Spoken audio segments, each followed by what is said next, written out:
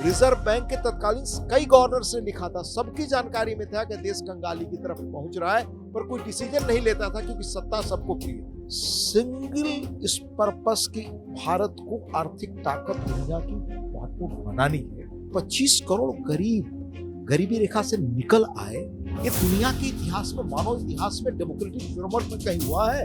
ये ताकतवर होती अर्थव्यवस्था, इस बात की वजह से भी अंतर्राष्ट्रीय और अंदर की ताकतें भी अपने अस्तित्व पर खतरा महसूस करते हैं। असल में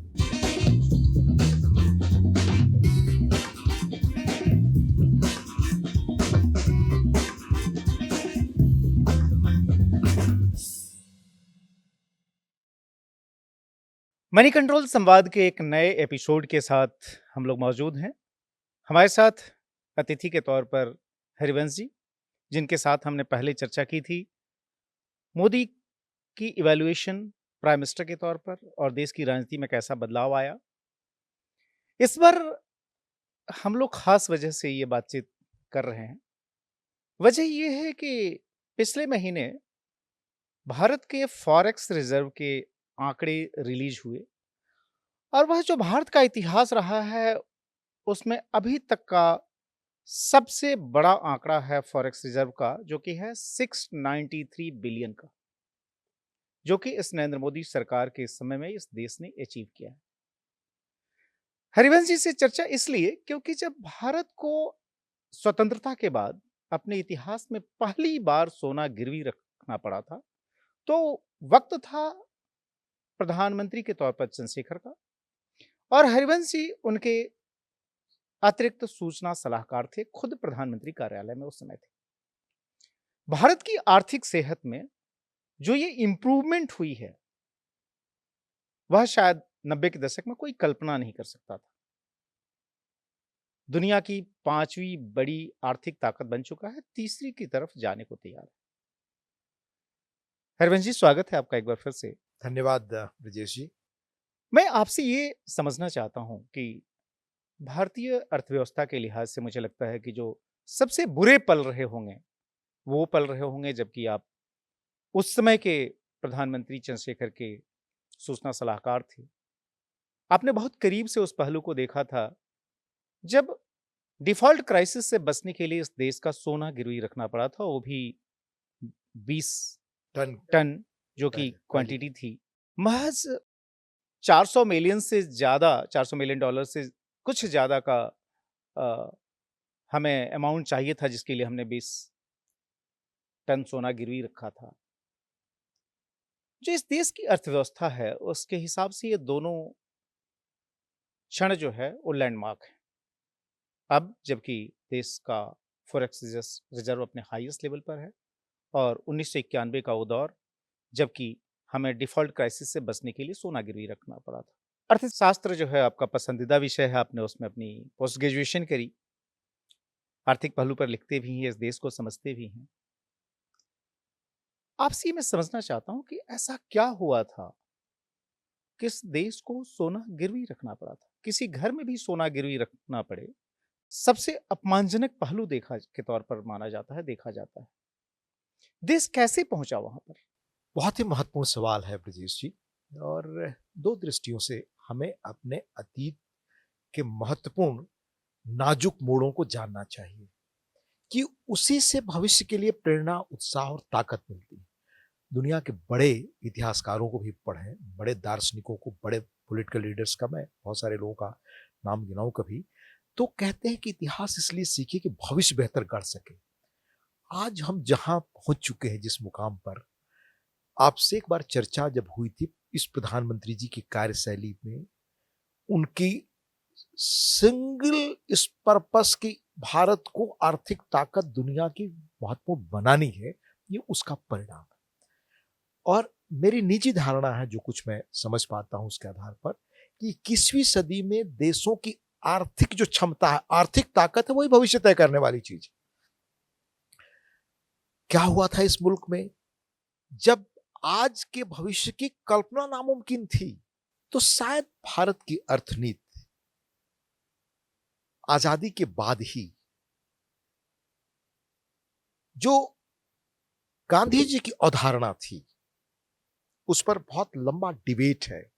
आप प्यारेलाल जी की पुस्तक पढ़िए, सर्वपल्ली डॉक्टर राधाकृष्णन ने जो पंडित जी की बायोग्राफी लिखी है उसमें भी गांधी जी ने अपनी जो अवधारणा बताई है विकास की और भाषा के बारे में 34 में कहा था पंडित जी से कि समझ लें हम लोग कि इसमें हमें डिफरेंस है।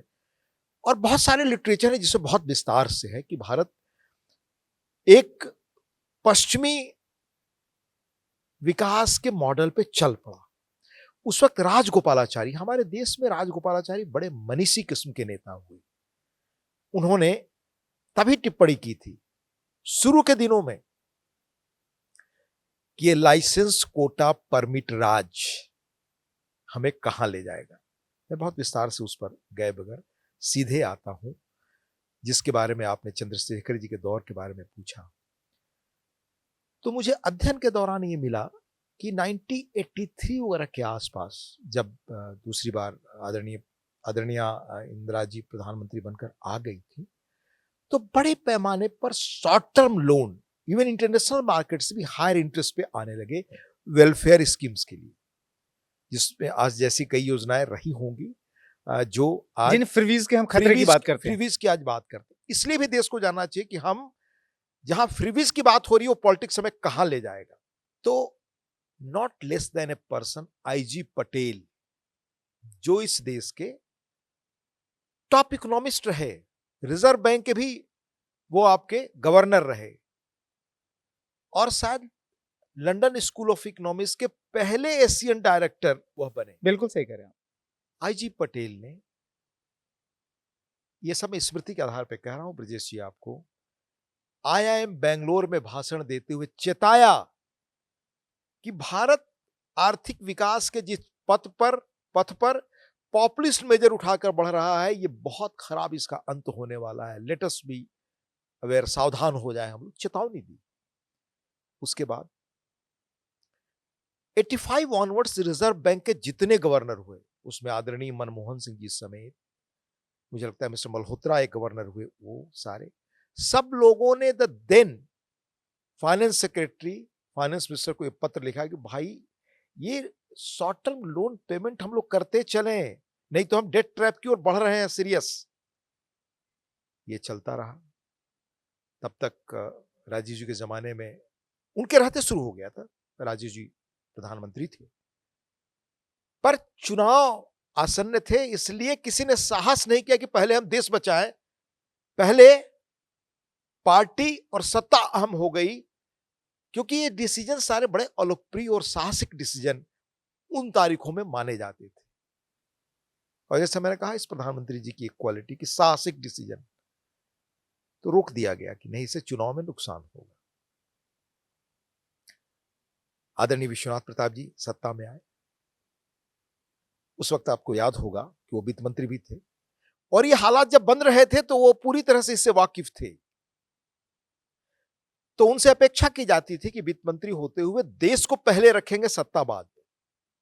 पर वो बोल्ड डिसीजन लेने से वो बिल्कुल वो फाइल अलग रखते रहे। लोग कहे कि अलग रखिए बाद में कभी, क्योंकि साहसिक डिसीजन लेने का कि वर्ल्ड बैंक या आईएमएफ वगैरह जो बातें कर रही हैं, शर्तें डाल रहे हैं, अगर हम मानेंगे तो हमारा पॉलिटिकल नुकसान होगा, ये लोग कैलकुलेशन कर रहे थे ब्रजेश जी।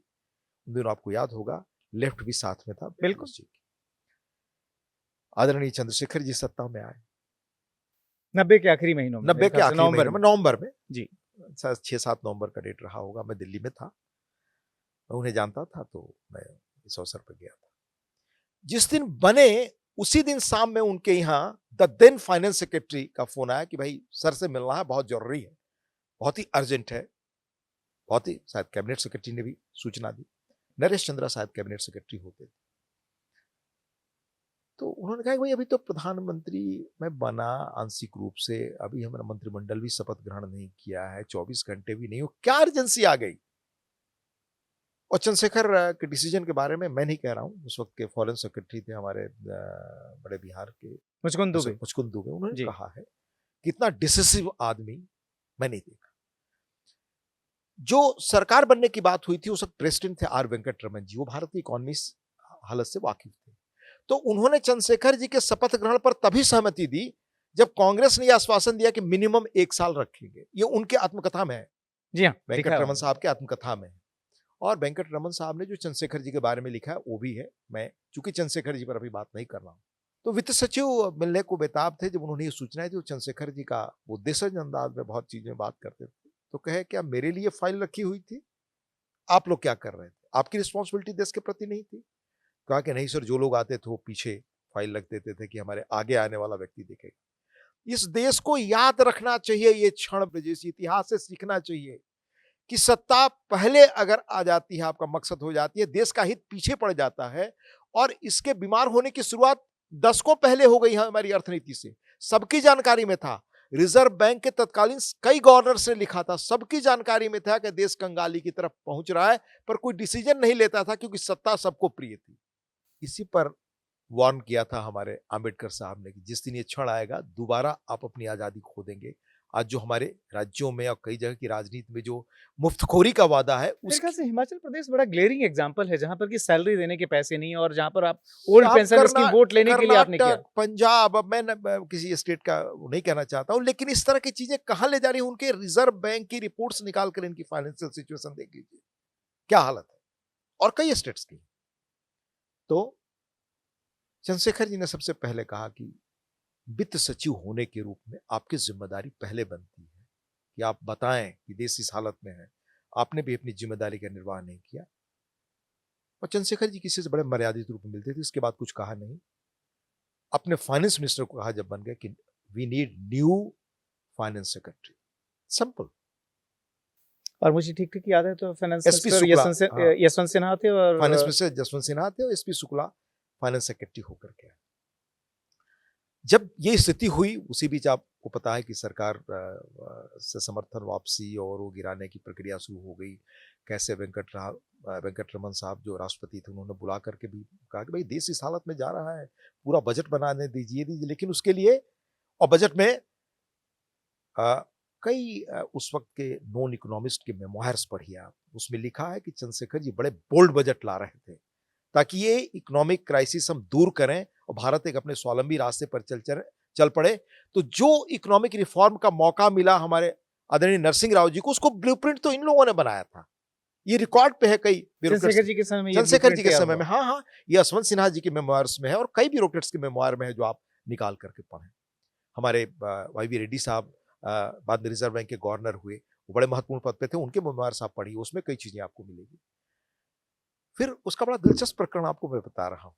जब बिल्कुल हालत का 21 दिन का है अब ये मामला सारा कुछ, आपके पास फॉरेक्स बचा हुआ, तो नरेश चंद्रा जी कैबिनेट सेक्रेटरी होते थे, फाइल वगैरह लेकर के आए, चंद्रशेखर जी से कहा। चंद्रशेखर जी बिल्कुल जमीन से निकले पॉलिटिशियन थे, अपने बूते वाले पॉलिटिशियन। कहा कि मेरा पॉलिटिकल कैरियर तो तुम मतलब आप खत्म कर रहे हो, इस पर मैं साइन करूंगा। इसके पॉलिटिकल इंप्लीकेशन ही न्यू कि ये साहस मैं जो कर रहा हूं देश को कर्ज से बचाने के लिए, सोना बाहर रखने का, इसकी राजनीतिक कीमत मुझे क्या चुकानी पड़ेगी। नरेश चंद्रा जी ने कहा, बाद में उन्होंने एक लेख भी लिखा था, उसमें इसका उल्लेख किया है, इकोनॉमिक टाइम्स में शायद उल्लेख छपा था, मैं स्मृति के आधार पर साहब आपको बता रहा हूं कि सर आपको चूज करना है देश या अपना राजनीतिक कैरियर। उन्होंने तुरंत साइन किया। ये वो नेता थे जिनको किस रूप में प्रस्तुत किया गया, इस देश की ताकतवर लॉबी ने किस रूप में प्रस्तुत किया ब्रजेश जी? जब वो प्रधानमंत्री बनने वाले थे, इस देश के बड़े मीडिया हाउसेस से लेकर ये देश का जो इलिट क्लास है, उसने किस रूप में उनको पेश किया, जो इस प्रधानमंत्री के भी खिलाफ रहता है। उनकी धोती का भी मजाक उड़ाया गया, धोती का, कपड़ा का, लिबास का, वो तो अलग बात, देसी भदेस होने का। सब चीजों का। पर आर वेंकट रमन ने क्या लिखा और कई लोगों ने क्या लिखा था कि ऐसा डिसिसिव प्राइम मिनिस्टर नहीं देखा, मौका मिला होता तो ये बेस्ट प्राइम मिनिस्टर में से होते। ये हमारे मुचकुंद दुबे से लेकर टॉप सिविल सर्वेंट्स कई लोगों का लिखा हुआ, मैं अभी उस पर बात ही नहीं कर रहा। मैं कह रहा हूं कि चंद्रशेखर जी ने यह जानते हुए, ये स्टेट्समैनशिप होती है, कहा कि नहीं, पहला देश है तब है, बाद में जितने आपके आईआईएम से पढ़े लिखे एमएनसीज में काम के टॉप इकोनॉमिस्ट निकले, उनके कई मेमोयर्स हैं, मैं कभी उसको विस्तार से बताऊंगा। तो कि जिस व्यक्ति ने इस देश को बचा लिया, हमें कंगाल नहीं होने दिया, वो चंद्रशेखर। अंततः तो उनके साइन से ही सोना गिरवी रखा गया। वो जनता के बीच गए, जनता के बीच ही आप जानते हैं सोना गिरवी रखा जाना हमारे यहाँ बड़ा तो बड़े भदेश ढंग से, वो कभी अंदर की बातों को बाहर नहीं कहते थे चंद्रशेखर। उन्होंने जवाब दिया कि हम किसान परिवार से हैं, किसानों के खेत जब बंधक और रेहन रखे जाते हैं, तो हम घर की महिलाओं का सोना गिरवी रख के उसको छुड़ाते हैं, फिर कमाते हैं, फिर वापस लाते हैं। ये साहस उस व्यक्ति में था अपने काम को डिफेंड करने का। उस व्यक्ति के बारे में ये ताकतवर एलीट क्लास जो आज के प्रधानमंत्री के बारे में भी बात करता है, क्या कहा? जब वो प्रधानमंत्री बनने वाले थे, तो उन्होंने भारत यात्रा की थी। असल में भारत यात्री वो थे। पैदल चलकर किस रूप में यात्रा की वो एक अलग प्रसंग है। तो जहां-जहां से वो यात्रा की उन्होंने वहां ट्रस्ट खड़ा किए, बनाए। उस पर एक उनका एक सपना था कि जैसे शंकराचार्य देश में घूमे थे, अलग-अलग पीठ बनाया था, वैसे ये आधुनिक भारत के लोकल विकास के सोशियो इकोनॉमिक सेंटर्स बने। तो हर जगह सेंटर बनाया। वहां भुवनेश्वरी हरियाणा में भी बनाया था। कई अखबारों में छपा, कई हजार करोड़ की संपत्ति के चंद्रशेखर मालिक। कभी उन्होंने जवाब नहीं दिया, ब्रजेश जी। आज जब वो नहीं है तो किसी में ये नैतिक साहस नहीं है कि हकीकत बताए। सारे ट्रस्टों के मालिक लोकल लोग थे। जहां जहां जो ट्रस्ट बना, केरल का बना तो केरल का आदमी, बाकी कोई उनका परिवार का सदस्य नहीं था ब्रजेश जी। इतना बड़ा आरोप षड्यंत्र से, क्योंकि उनकी पर्सनालिटी को कमजोर कर दिया जाए। जब चंद्रशेखर जी से कहा था कि जवाब दीजिए, कहा कि मैं जवाब देने के लिए नहीं बना, मेरा जीवन अपने आप में क्लियर है। इतने कन्विक्शन के आदमी। तो जब ये आया सोना गिरवी रखने का, तो अंततः आप पढ़ें लोगों के जो मेमोयर्स हैं, उनके सिग्नेचर के बगैर ये डिसीजन नहीं हो सकता। He signed it, he okayed it. तो भारत की प्रतिष्ठा को, लोक लाज को, अपना राजनीतिक कैरियर दांव पर लगाकर उस व्यक्ति ने बचाया। उस व्यक्ति के साथ ये बर्ताव हुआ मीडिया से लेकर इस देश की एलीट क्लास का।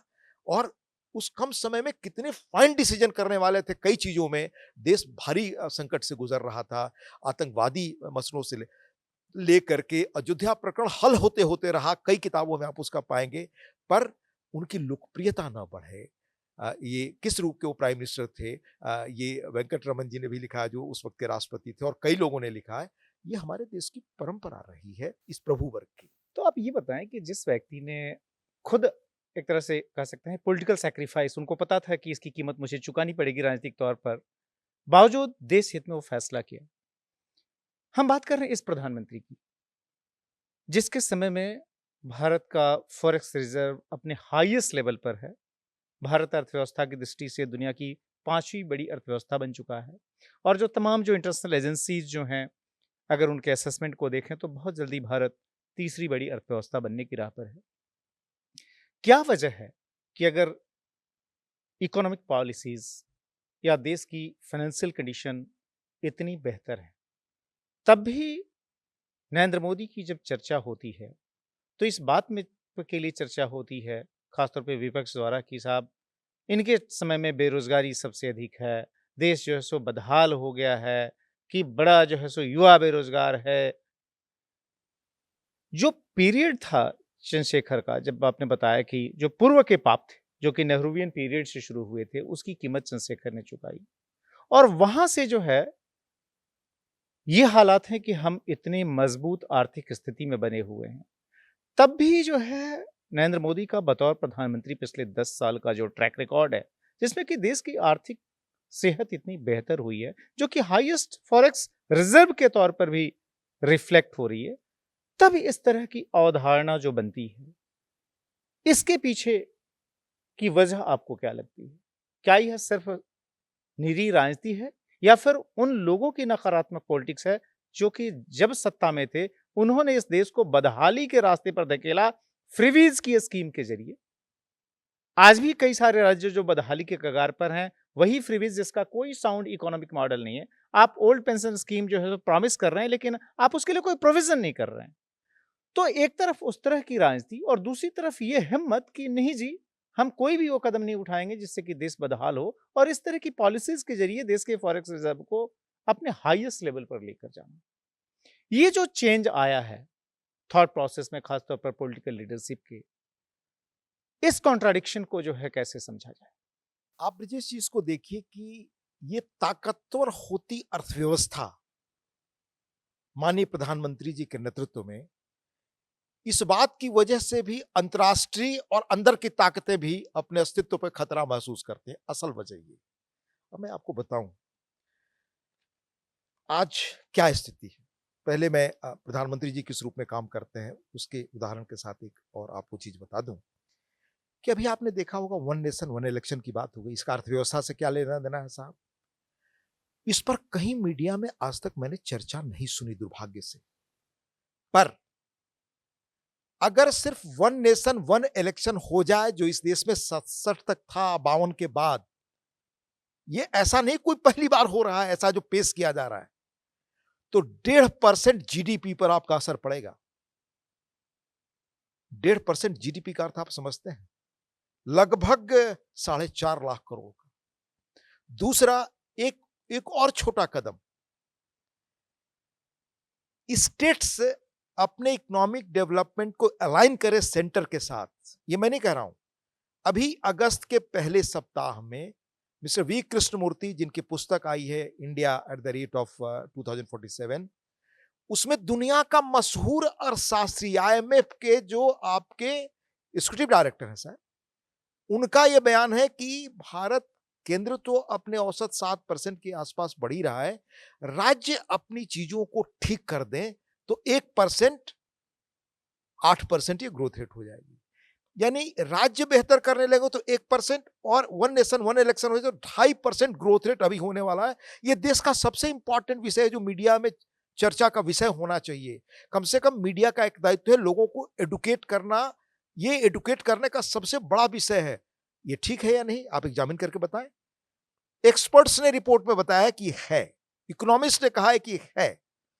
अब आप इस पर लौटें, किसी जमाने में इस देश में आपको याद होगा, उन सारे इकोनॉमिस्टों के प्रति हमारे मन में आदर है। राज कृष्णा साहब का नाम सुना होगा और कई कृष्ण राज, ये सब top economist. Hindu rate of growth की बात होती है जी हाँ। 3% 4% आप बढ़ नहीं सकते। आज सिर्फ इन 2 कदमों से आप 2.5% ग्रोथ रेट अपना बढ़ा सकते हैं। तो ये सरकार किस तरह से डिसीजन लेने की तरफ सोचती है जो देश के इकोनॉमिक सेहत के लिए अनुकूल है। अब इकोनॉमिक सेहत का क्या महत्व है, मैं सिर्फ मार्क्स की बात नहीं कह रहा ब्रजेश जी। मार्क्स की एक मोटे तौर पर अवधारणा थी कि दुनिया के इतिहास को आर्थिक कारण सबसे निर्णायक रूप में प्रभावित करते हैं।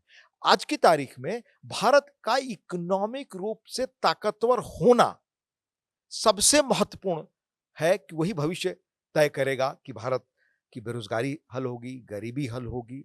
25 करोड़ गरीब गरीबी रेखा से निकल आए, ये दुनिया के इतिहास में, मानव इतिहास में, डेमोक्रेटिक फ्रेमवर्क में कहीं हुआ है? ये इसी दौर में हुआ है जिसकी बात आप कह रहे हैं। इसको हम स्वीकार करने को तैयार नहीं। इसके पहले जो कोविड या ऐसी महामारी होती थी, उनके टीके आने में कभी 15 वर्ष, 20 वर्ष, 25 वर्ष, 100 वर्ष भी लगा, शायद इंसेफ्लाइटिस का। आप घर से बनाने लगे और दुनिया को मैत्री में बांटने लगे। और एक और नया क्लास है, उसकी भी आप चर्चा करना चाहेंगे, बेनिफिशियरी क्लास। अरे जो पूरा विकसित हो गया, पहले हम सिर्फ सर्वहारा वर्ग की बात करते थे। पूरी तरह क्लास डिफाइन कर दिया, बदल दिया इस सरकार ने। ये लोग समझ नहीं रहे, खासतौर से मोदी जी ने, उनका बड़ा क्लियर हुआ। ये बेनिफिशियरी कौन है? उन्होंने कहा गरीब, किसान, महिलाएं, आम आदमी, यही तो उनका नया वो है। और ये लोग हैं कौन? यही देश है। अब आपको मैं कुछ वो बताऊं कि भारत की अर्थव्यवस्था आज कहां है। और सरकार जो बार बार बात करती है कि हम आर्थिक ताकत बनाएंगे, बिना आर्थिक ताकत बने आप देश की समस्याओं का हल नहीं कर सकते। और जब हम कह रहे हैं कि 25 करोड़ गरीबी रेखा से लोग ऊपर निकले हैं, तो उसका मैं उदाहरण के तौर पे बताना चाहूंगा कि मैं बड़े पिछड़े गांव से आता हूं ब्रजेश जी। जो गांधी की अवधारणा थी कि जो समाज का सबसे पिछड़ा और अंतिम आदमी है उसको आप देखें, तो अंतिम गांव जो होंगे, आज 8 लाख गांव है देश में, तो उनमें से गांव मेरा, आप मान लीजिए 2 नदियों के बीच 6 महीने बाढ़ में रहना, एक फसल पे लोग रहते थे। आज जब मैं उस गांव में लौट कर जाता हूं तो मुझे संपन्नता दिखाई देती है।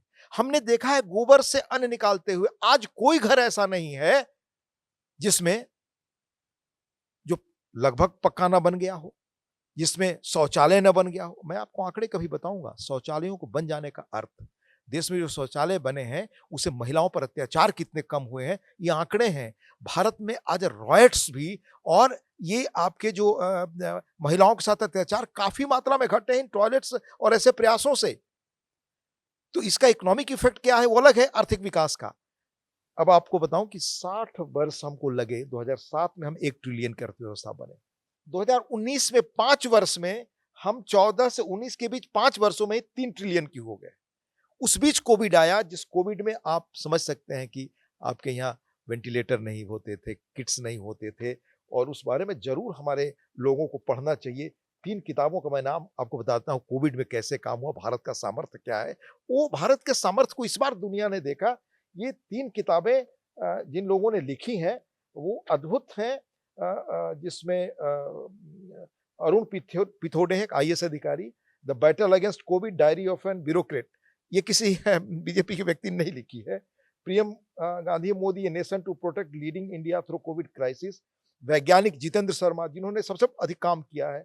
Made in lockdown 2022, Andhra Pradesh medical technology zone के विशाखापट्टनम के संस्थापक थे, सीईओ थे। तो इकोनॉमी को मजबूत बनाने में कैसे एक-एक एस्पेक्ट पे काम हुआ है, मैं वो आपको बता रहा हूँ। भारत की इकोनॉमिक सामर्थ्य क्या।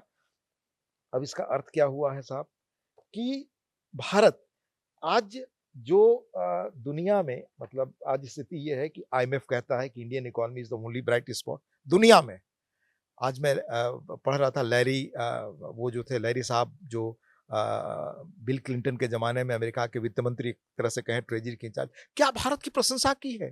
वो कह रहे थे, एक समारोह में था कि 1991 में मैं वर्ल्ड बैंक में था, भारत किस तरह से, भारत की स्थिति को मैंने देखी और मदद के लिए क्या स्थिति होती थी। आज भारत दुनिया को मदद कर रहा है। आज उन्होंने कहा, जिनका कोई लेना देना नहीं है भारत की राजनीति से, और कई चीजें कही, कहा कि जो इंफ्रास्ट्रक्चर रिवोल्यूशन देखा है वो तो अप्रत्याशित है। मैं आपको बताऊं कि मैन्युफैक्चरिंग पर और आपके इंफ्रास्ट्रक्चर रिवोल्यूशन पर इकोनॉमिस्ट जैसी मैगजीन में कुछ दिनों पहला 3-3 पेज की रिपोर्ट, जो पत्रिकाएं बास्ट होकर भारत के बारे में कहती रही, वो भी मानने को मजबूत है कि भारत इकोनॉमिकली कैसे इस सरकार के दौरान अंततः मेक इन इंडिया देखते देखते धरातल पर उतर गया ना, जिसके बारे में मजाक उड़ाया जाता था कि ये सिर्फ कहने की बात है, और मुझे लगता है कोविड के दौरान इसकी चर्चा शुरू हुई। It's happening. कोविड में क्या हुआ है कि कोविड क्राइसिस को डील करते हुए, उसको मतलब उतने बड़े पैमाने पर खर्च करके, लोगों को खिलाते, सारी चीजें देते, मुफ्त टीका लगवाते, आप आज $3.8 ट्रिलियन की इकोनॉमी हो गए, लगभग $4 ट्रिलियन आप लगभग मान लें। तो इसमें होना क्या चाहिए, अगर मैं देश हित की बात करूं तो 1.5% बढ़ाएंगे वन नेशन वन इलेक्शन से। इसमें हमारा ऑब्जेक्शन ये है, हम इसे ऐसे सॉर्ट आउट करें।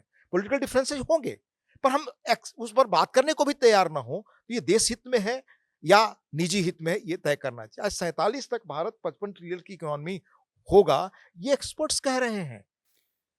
1947 तक 55 ट्रिलियन, और जाहिर है इसके लिए एक रोड मैप है। भारत की आर्थिक तस्वीर कैसे बदली है, हरिवंश जी ने बहुत विस्तार से बताई। आगे कभी हम आपसे चर्चा करेंगे झारखंड को लेकर, जो कि आपकी कर्मभूमि रही, या फिर दूसरे मुद्दों पर। फिलहाल इस एपिसोड में इतना ही। बहुत धन्यवाद। बहुत धन्यवाद।